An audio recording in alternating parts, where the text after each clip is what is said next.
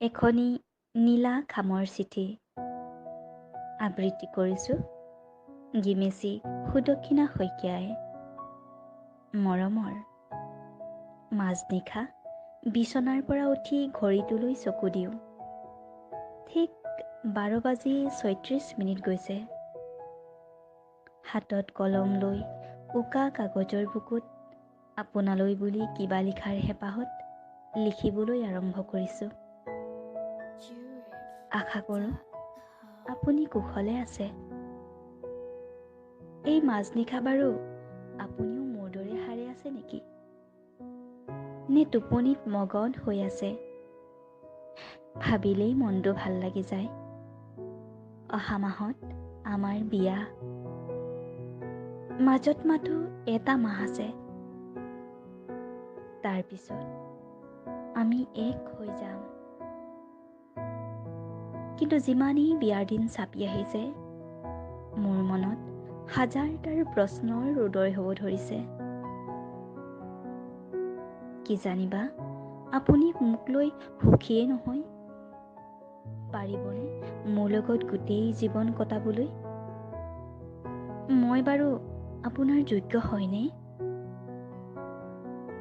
বৰ্তমান মই দুমোজাত পৰি আছো।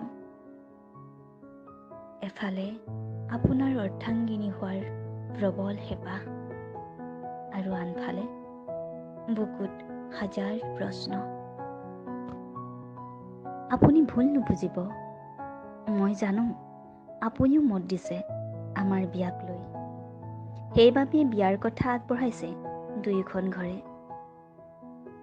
তথাপিও কিয় জানো এই প্ৰশ্নবোৰে মোক বৰকৈ আমনি কৰি আছে।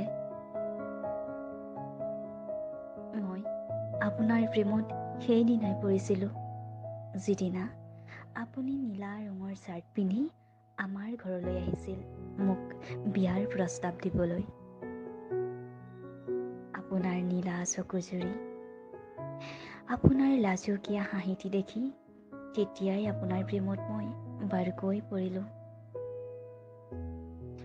আৰু আপুনি নাভাবিব যে মই মোৰ প্ৰেম ভালপোৱাক পাবৰ বাবে এইখিনি লিখিছোঁ। মোৰ মতে অকল প্ৰাপ্তিয়েই প্ৰেম নহয়।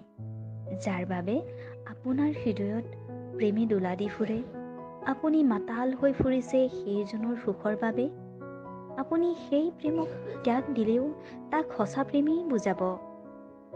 প্ৰাপ্তি আৰু ত্যাগীয় এই দুইবিধেই সঁচা হৃদয়ৰ প্ৰেম। ইয়াৰ এটাকো আপুনি মিছা বুলিব নোৱাৰিব। আপোনাৰ সুখৰ বাবে মোৰ হাজাৰটা দুখকো মই ত্যাগ দিব পাৰিম। হয়তো আপুনি বুজিব পাৰিছে মই কি ক'ব বিচাৰিছোঁ। হয়তো আপুনি এইটো বুজিব পাৰিছে যে আপোনাৰ প্ৰেমৰ ৰাগিতে মই এই মাজনিশাও সাৰে আছোঁ।